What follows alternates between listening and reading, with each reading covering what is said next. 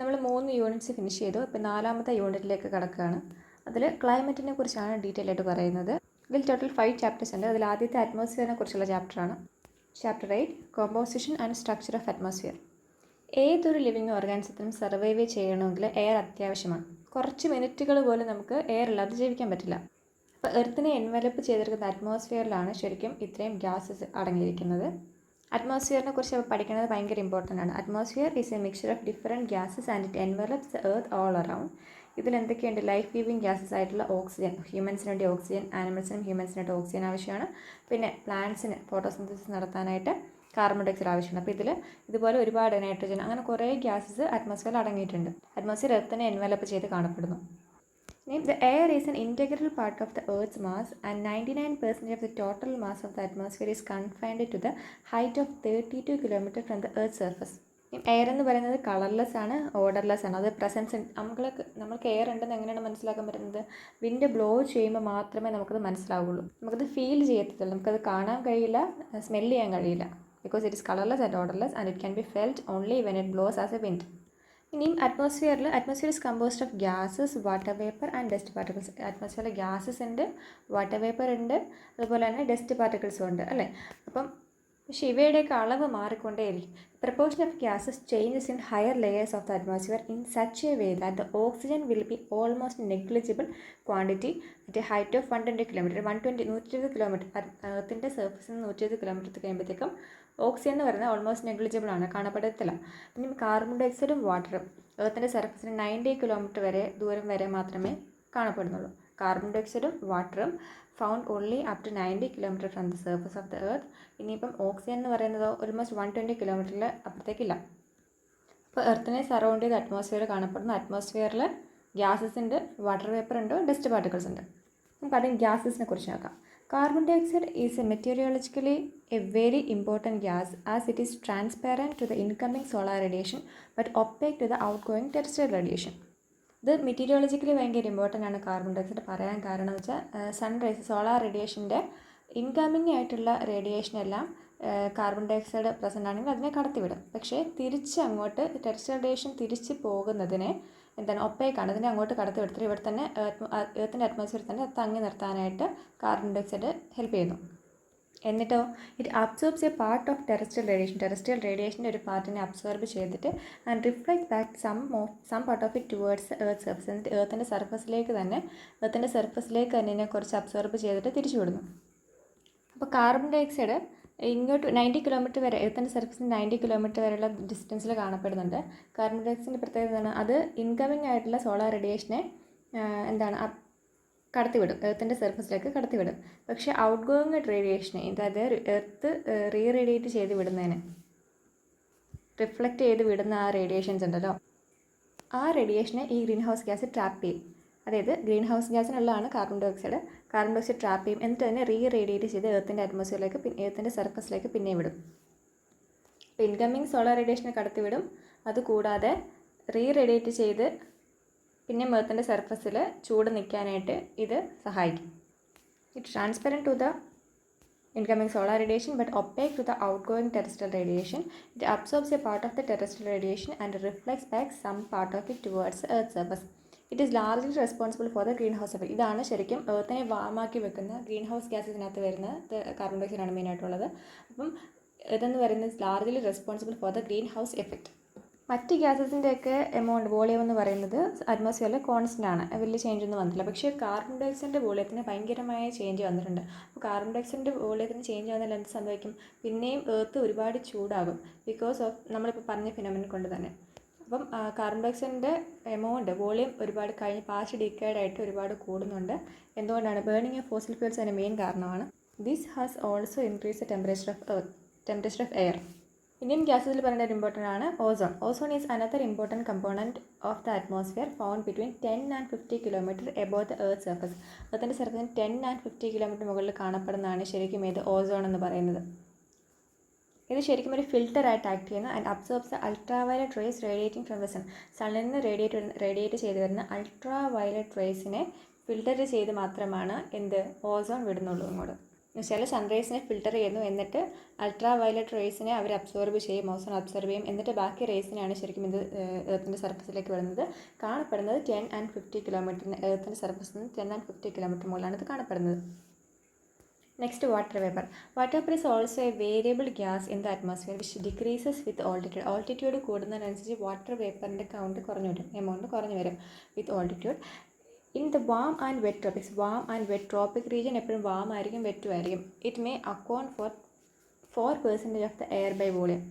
അപ്പം warm and wet ട്രോപ്പിക്സിൽ 4% of the air by volume കാണപ്പെടുന്നു.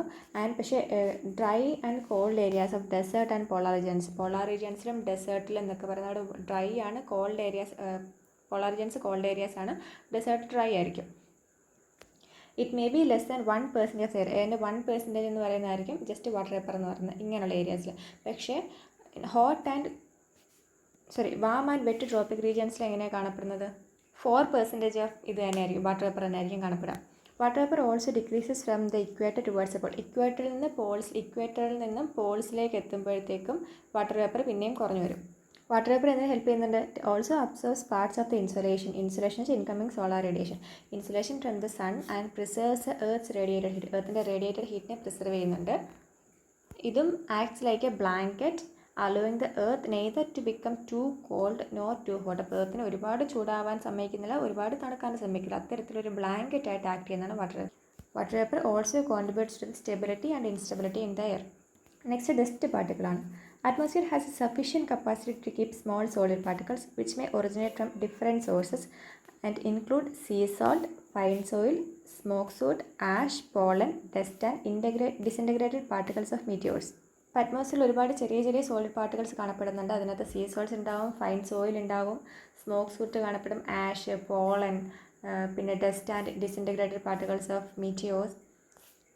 ഈ ഡസ്റ്റ് പാർട്ടിക്കിൾസൊക്കെ മെയിനായിട്ടും അറ്റ്മോസ്ഫിയറിൻ്റെ ലോവർ ലെയേഴ്സിലാണ് കാണപ്പെടുന്നത്. ഡസ്റ്റ് പാർട്ടിക്കിൾസൊക്കെ മെയിനായിട്ടും ലോവർ ലെയേഴ്സിലായിരിക്കും കോൺസെൻട്രേറ്റ് ചെയ്ത് കിടക്കുന്നത്. എന്നാലും കൺവെക്ഷണൽ എയർ കറൻസ് ഉള്ളപ്പോൾ കൺവെക്ഷണൽ എയർ കറൻ്റെ ഹെൽപ്പോടുകൂടി ഇത് ഗ്രേറ്റർ ഹൈറ്റിലേക്ക് ട്രാൻസ്പോർട്ട് ചെയ്യപ്പെട്ടേക്കാം. സോ ഡസ്റ്റ് പാർട്ടിക്കിൾ നോർമലി കാണപ്പെടുന്നത് എർത്തിൻ്റെ ലോവർ ലെയറിലാണ്. പക്ഷേ കൺവെക്ഷണൽ എയർ കറണ്ട് വരുമ്പോഴത്തേക്കും അത് എർത്തിനെ മുകളിലുള്ള ലെയേഴ്സിലേക്ക് ട്രാൻസ്പോർട്ട് ചെയ്യും. ഇനി സബ് ട്രോപ്പിക്കൽ ആൻഡ് ടെമ്പറേറ്റ് റീജിയൻസിലൊക്കെ അവിടെ ഡ്രൈ വിൻഡ് ആയിരിക്കും. ഇക്വറ്റോറിയൽ ആൻഡ് പോളാർ റീജിയനെ കമ്പയർ ചെയ്യുമ്പോൾ സബ് ട്രോപ്പിക്കൽ ആൻഡ് ടെമ്പറേറ്റ് റീജിയനിൽ ഡ്രൈ വിൻഡ് ആയിരിക്കും കാണപ്പെടുന്നത്. അതുകൊണ്ട് തന്നെ ഡസ്റ്റ് പാർട്ടിക്കിൾസ് ധാരാളം ഇവിടെ അടങ്ങിയിട്ടുണ്ട്. സബ് ട്രോപ്പിക്കൽ ആൻഡ് ടെമ്പറേറ്റ് റീജിയൻസിലായിരിക്കും ഡസ്റ്റ് പാർട്ടിക്കിൾസ് കൂടുതൽ because of its dry nature. ഇനി ക്ലൗഡ്സ് ഉണ്ടാവുമെന്ന് പറഞ്ഞാൽ ശരിക്കും ക്ലൗഡ് ഫോർമേഷൻ എന്ന് പറയുന്നത് കുറച്ച് ഡസ്റ്റ് പാർട്ടിക്കിളിന് ചുറ്റും വാട്ടർ വേപ്പർ കണ്ടൻസ് ചെയ്താണ് ക്ലൗഡ് ഉണ്ടാകുന്നത്. So dust and salt particles act as hygroscopic nuclei around which water vapor condenses to produce clouds. ഈ ഡസ്റ്റ് പാർട്ടിക്കിളിന് ചുറ്റും വാട്ടർ വേപ്പർ കണ്ടൻസ് ചെയ്തിട്ട് ഇതൊരു ഹൈഗ്രോസ്കോപ്പിക് ന്യൂക്ലിയായിട്ട് ആക്ട് ചെയ്യുന്നു. എന്നിട്ട് അതിന് ചുറ്റും വാട്ടർ വേപ്പർ കണ്ടൻസ് ചെയ്തിട്ടാണ് പിന്നീട് ക്ലൗഡായിട്ട് മാറുന്നത്. നെക്സ്റ്റ് സ്ട്രക്ചർ ഓഫ് ദ അറ്റ്മോസ്ഫിയറിനകത്ത് ഒരുപാട് ലെയേഴ്സ് അടങ്ങിയിട്ടുണ്ട് വിത്ത് വേരിയിങ് ഡെൻസിറ്റി ആൻഡ് ടെമ്പറേച്ചർ. അപ്പം ഓരോ ലെയറിനും ഓരോ ടെമ്പറേച്ചറും ഓരോ ഡെൻസിറ്റിയും ആയിരിക്കും. നമ്മുടെ എർത്തിൻ്റെയൊക്കെ ലെയേഴ്സ് പറഞ്ഞ പോലെ തന്നെ ഇനിയും അറ്റ്മോസ്ഫിയറിൻ്റെ ഡെൻസിറ്റി എന്ന് പറയുന്നത് എർത്തിൻ്റെ സർഫസിലുള്ളതിന് ഹയസ്റ്റ് ഡെൻസിറ്റി ആയിരിക്കും. ഇനിയും അങ്ങോട്ടേക്ക് മുകളിലേക്ക് പോകുന്നതോറും അതിൻ്റെ ഓൾട്ടിറ്റ്യൂഡ് ഇൻക്രീസ് ചെയ്യുന്നതിനനുസരിച്ച് ഇതിൻ്റെ ഡെൻസിറ്റി കുറഞ്ഞു വരും.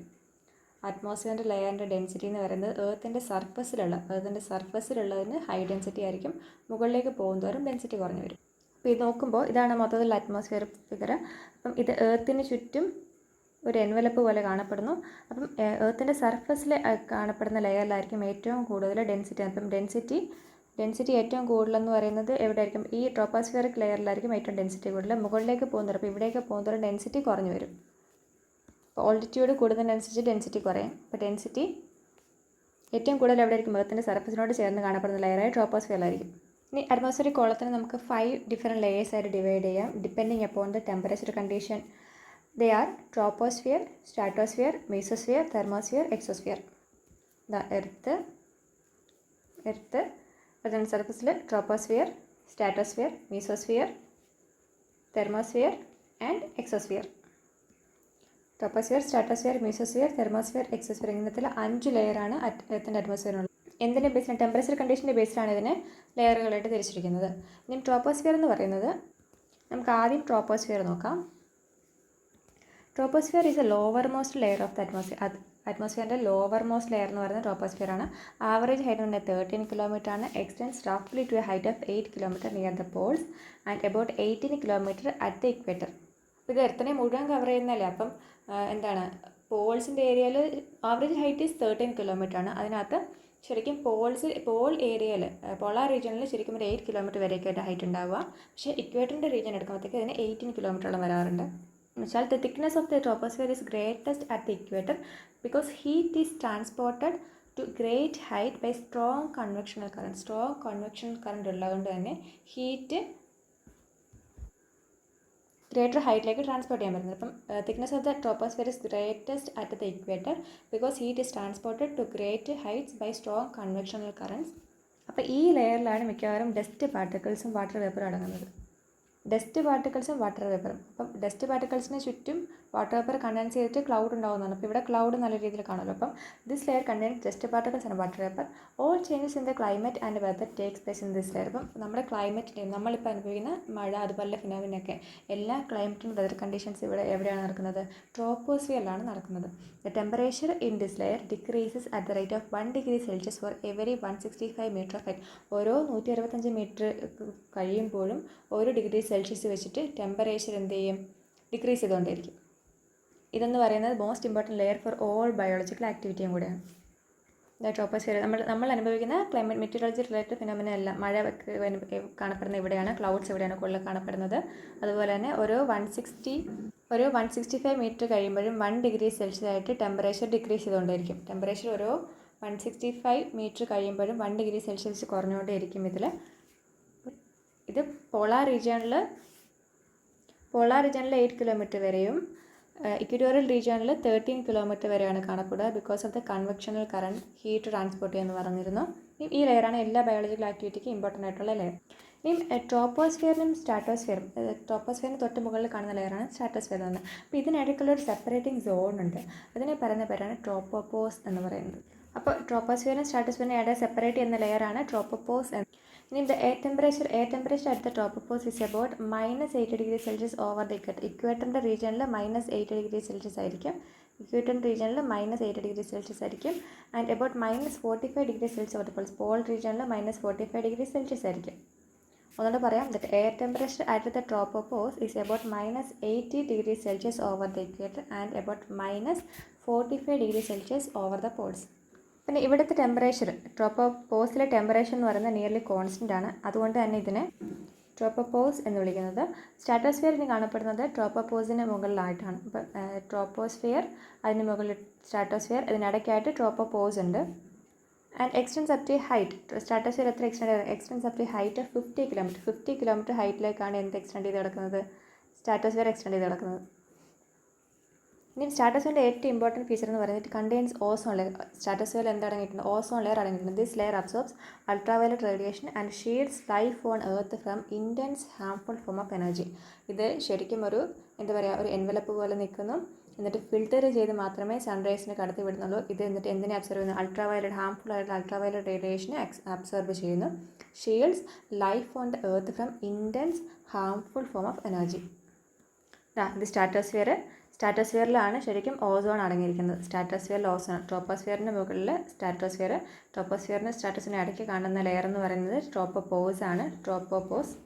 ഇനിയും സ്ട്രാറ്റോസ്ഫിയറിലെന്ന് പറയുന്നത് ഓസോൺ അടങ്ങിയിട്ടുണ്ട്. ഇതുകൊണ്ട് തന്നെ സണ്ണിൻ്റെ അൾട്രാവയലറ്റ് റേഡിയേഷനെ ഇങ്ങോട്ട് കടത്തിവിടത്തില്ല.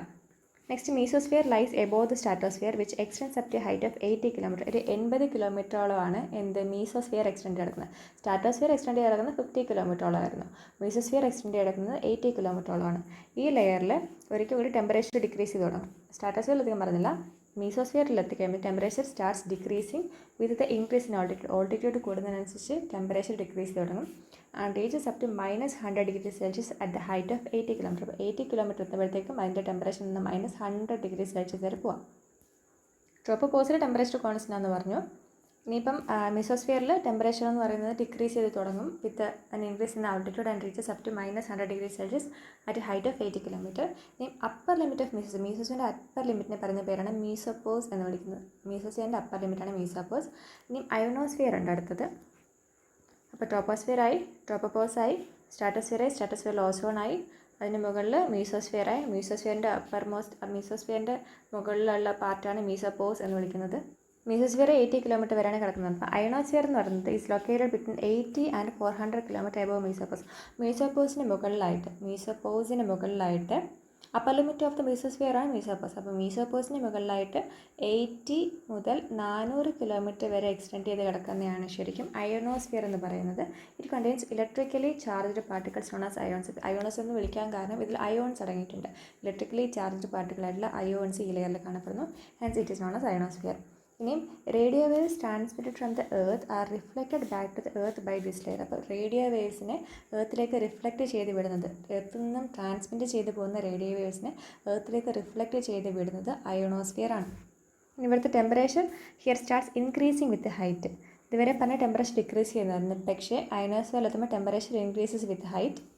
In the upper most layer of the atmosphere above the തെർമോസ്ഫിയറിന് മുകളിലുള്ള upper most part is known as exosphere.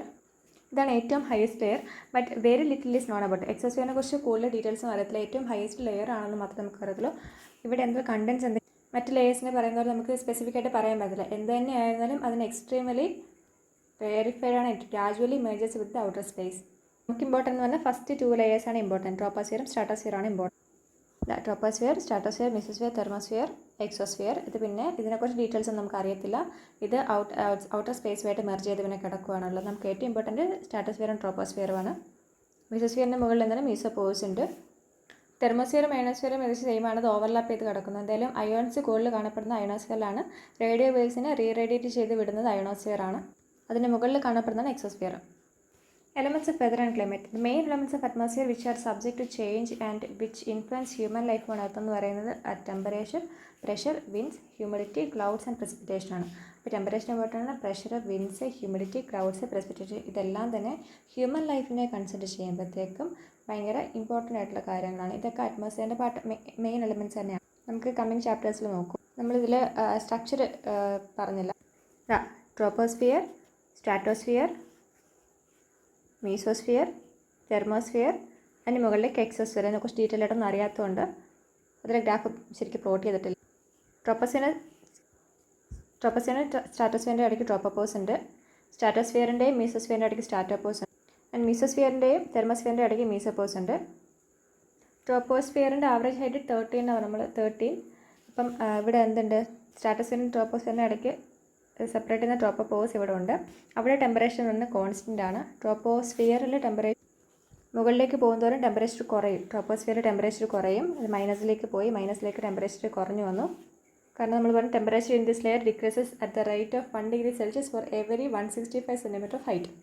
So ആദ്യം ടെമ്പറേച്ചർ ഡിക്രീസ് ചെയ്തു. ട്രോപ്പോപോസിൽ കോൺസ്റ്റൻ്റ് ആയിട്ട് നിന്ന് പിന്നെ സ്ട്രാറ്റോസ്ഫിയറിലേക്ക് പതുക്കെ ഇൻക്രീസ് ചെയ്ത് പോയി സ്ട്രാറ്റോപോസ് വരെ. സ്ട്രാറ്റോപോസ് എന്ന് പറയുന്നത് മീസോസ്ഫിയറിനും സ്ട്രാറ്റോസ്ഫിയറിനും ഇടയ്ക്കുള്ളതാണ്. സ്ട്രാറ്റോപോസിൽ കുറച്ച് കോൺസ്റ്റൻറ്റ്. പിന്നെ അത് കഴിഞ്ഞ് മീസോസ്ഫിയറിലേക്ക് എത്തിയപ്പോൾ മീസോസ്ഫിയറിൻ്റെ കാര്യം പറഞ്ഞപ്പോൾ നമ്മൾ പറഞ്ഞു temperature starts decreasing with increase in altitude and reaches up to -100 degree Celsius at height of 80 kilometer. അപ്പോൾ മീസോസ്ഫിയറിൽ ഹൈറ്റ് പിന്നെ സ്ട്രാറ്റോപോസ് കഴിഞ്ഞിട്ട് മീസോസ്ഫിയറിലേക്ക് ഹൈറ്റ് പിന്നെയും ഡിക്രീസ് ചെയ്തു 80 kilometer ഓൾട്ടിറ്റ്യൂഡിലേക്ക്. ഒരു ഏകദേശം അപ് ടു 100 degree Celsius വരെ അത് അപ് ടു കുറഞ്ഞു വന്നു. പിന്നെ മീസോപോസിൽ കോൺസ്റ്റൻ്റ് വന്നു. പിന്നെ അയണോസ്ഫിയറിൻ്റെ തെർമോസ്ഫിയറിൻ്റെ പ്രത്യേകത temperature here starts increasing with height. അപ്പോൾ ഇവിടെ പതുക്കെ ടെമ്പറേച്ചർ ഇൻക്രീസ് ചെയ്തു. അപ്പോൾ എക്സോസ്ഫിയറിനെ കുറിച്ച് നമുക്ക് ഡീറ്റെയിൽസ് അറിയത്തില്ല, അത് അങ്ങനെ വെറുതെ വിട്ടു. അപ്പോൾ എങ്ങനെയാണ് ട്രോപ്പോസ്ഫിയറിൽ ടെമ്പറേച്ചർ കുറഞ്ഞു, പിന്നെ സ്റ്റേബിളിൽ നിന്നു, പിന്നെ കൂടി സ്ട്രാറ്റോസ്ഫിയറിൽ എത്തിയപ്പോഴത്തേക്കും പിന്നെ കുറച്ച് സ്ട്രാറ്റോപോസിൽ നിന്നു, പിന്നെ മീസോസ്ഫിയറിൽ പിന്നെയും കുറഞ്ഞു, പിന്നെ -100 degree Celsius വരെ പോയി. അത് കഴിഞ്ഞിട്ട് പിന്നെ തെർമോസ്ഫിയറിൽ ടെമ്പറേച്ചർ പിന്നെയും കൂടി. സ്ട്രാറ്റോസ്ഫിയറിലാണ് ഓസോൺ കാണപ്പെടുന്നത്. തെർമോസ്ഫിയറിലാണ് അയോൺസ് കാണപ്പെടുന്നത്. റേഡിയോ വേവ്സിനെ റേഡിയേറ്റ് ചെയ്ത് വിടുന്നു. പിന്നെ ഒരു കാര്യം, എർത്തിൻ്റെ അറ്റ്മോസ്ഫിയറിൽ ഏറ്റവും കൂടുതൽ കാണപ്പെടുന്ന ഗ്യാസ് എന്ന് പറയുന്നത് 78% അടങ്ങിയിരിക്കുന്ന നൈട്രജനാണ്. 21% അടങ്ങിയിരിക്കുന്നത് ഓക്സിജനാണ്. 21 പോയിൻ്റ് ഉണ്ട്, 78 സംതിങ് ഉണ്ട്. എനിവേ 78% മേജർ ചങ്ക് അടങ്ങിയിരിക്കുന്നത് നൈട്രജനാണ്. 21% അടങ്ങിയിരിക്കുന്നത് ഓക്സിജനാണ്. ബാക്കി 1% carbon dioxide, argon, water vapour, മറ്റ് ഗ്യാസൊക്കെ കൂടെ ചേർന്ന്. നമുക്ക് ക്വസ്റ്റ്യൻ നോക്കാം. Which one of the following gases constitutes the major portion of the atmosphere? നമ്മളിപ്പോൾ പറഞ്ഞോളൂ 78% അടങ്ങിയിരിക്കുന്നത് നൈട്രജനാണ്. Atmospheric layer important for human beings എന്ന് പറയുന്നത് നമ്മൾ പറഞ്ഞ താഴത്തെ 2 ലെയറാണ് ഏറ്റവും ഇമ്പോർട്ടൻറ്റ്. അതായത് ട്രോപ്പോസ്ഫിയറും സ്ട്രാറ്റോസ്ഫിയറാണ് ഏറ്റവും ഇമ്പോർട്ടൻറ്റ്. എർത്തിനെ കൺസിഡർ ചെയ്യണമെങ്കിൽ സ്ട്രാറ്റോസ്ഫിയർ, കാരണം അതിനെ ലൈക്ക് യു വി റേസിൽ നിന്നൊക്കെ ഓത്തിനെ പ്രൊട്ടക്റ്റ് ചെയ്യുന്നത് ഓസോണൊക്കെ സ്ട്രാറ്റോസ്ഫിയറിൽ അടങ്ങിയിട്ടുണ്ട്. പക്ഷേ നമുക്ക് എല്ലാ ബയോളജിക്കൽ ആക്ടിവിറ്റി നടക്കുന്നത് ട്രോപ്പോസ്ഫിയറിലാണ്. എല്ലാ ബയോളജിക്കൽ ആക്ടിവിറ്റി മാത്രമല്ല ക്ലൈമറ്റ് ആൻഡ് വെതർ ചേഞ്ചസ് നടക്കുന്ന ട്രോപ്പോസ്ഫിയറിലാണ്. അപ്പോൾ നമുക്ക് ഹ്യൂമൻ ബീങ്സിനെ സംബന്ധിച്ചിടത്തോളം ഏറ്റവും ഇമ്പോർട്ടൻറ്റ് ലെയർ എന്ന് പറയുന്നത് ട്രോപ്പോസ്ഫിയറാണ്. Sea salt, pollen, ash, smoke soot, fine soil ഇതെല്ലാം എന്തുമായിട്ട് അസോസിയേറ്റ് ചെയ്തിരിക്കുന്നു? ഇതൊന്നും ഗ്യാസസ് അല്ല, വാട്ടർ വേപ്പറായിട്ടല്ല, മീറ്റിയോഴ്സ് അല്ല. മീറ്റിയോഴ്സിൻ്റെ പൊടികളും അടങ്ങുന്നതാണ് ഡസ്റ്റ് പാർട്ടിക്കിൾ എന്ന് പറയുന്നത്. അപ്പം ഇതെല്ലാം ഡസ്റ്റ് പാർട്ടിക്കിളായിട്ട് അസോസിയേറ്റ് ചെയ്തിരിക്കുന്നു. Oxygen gas is in negligible quantity at the height of atmosphere. 120 കിലോമീറ്ററിൽ എത്തിക്കഴിഞ്ഞിട്ടുണ്ടെങ്കിൽ ഓക്സിജൻ നെഗ്ലിജിബിൾ ആണ്. കാർബൺ ഡൈ ഓക്സൈഡും വാട്ടറും അടങ്ങിയിരിക്കുന്നത് ഒരു 90 കിലോമീറ്റർ വരെ ഉള്ളൂ. സോ 90 കിലോമീറ്റർ വരെ കാർബൺ ഡൈ ഓക്സൈഡും വാട്ടറും ഉള്ളൂ. ഓക്സിജൻ വന്ന് 120 കിലോമീറ്റർ കഴിഞ്ഞ പിന്നെ നെഗ്ലിജിബിൾ ആണ്. Which one of the following gas is transparent to the incoming solar radiation? Incoming solar റേഡിയേഷനെ കടത്തുന്നത് ട്രാൻസ്പെറൻ്റ് ആണ്. And opaque to the outgoing terrestrial radiation അതെന്ന് പറയുന്നത് കാർബൺ ഡൈ ഓക്സൈഡ് ആണ്. ഗ്രീൻ ഹൗസ് ഗ്യാസ് ആണ് നമ്മൾ പറഞ്ഞു, എർത്തിനെ വാമാക്കി നിർത്തുന്നു. റീസെൻ്റ്ലി ഈ കഴിഞ്ഞ ടെക്കുകളായിട്ട് കാർബൺ ഡൈ ഓക്സൈഡിൻ്റെ കൗണ്ട് കൂടി. ബേണിംഗ് ഓഫ് ഫോസിൽ ഫ്യൂൽസ് ആണ് ഇതിൻ്റെ reason. What do you understand by atmosphere? Atmosphere എന്ന് പറഞ്ഞാൽ എന്താണ്? It's a mixture of different gases and it envelops the earth all around. It contains life living gases like oxygen for humans and animals and carbon dye oxide for plants. The air is an integral part of earth mass and 99% of the total mass of the atmosphere is confined to the height of 32 km from the Earth's surface. Atmosphere is composed of gas, water vapor and dust particle. Next, what are the elements of weather and climate? Elements നമ്മൾ important ആയിട്ട് പറഞ്ഞത് temperature, pressure, winds, humidity, clouds and precipitation. നമ്മൾ detail ആയിട്ട് പഠിക്കാൻ പോകുന്നുള്ള just എഴുതി വെച്ചാൽ മതി. Describe the composition of atmosphere. Atmosphere is composed of gases, water vapor and dust particles. Proportion of gas changes in the higher layers of the atmosphere in such a way that oxygen will be almost negligible quantity at the height of 120 km.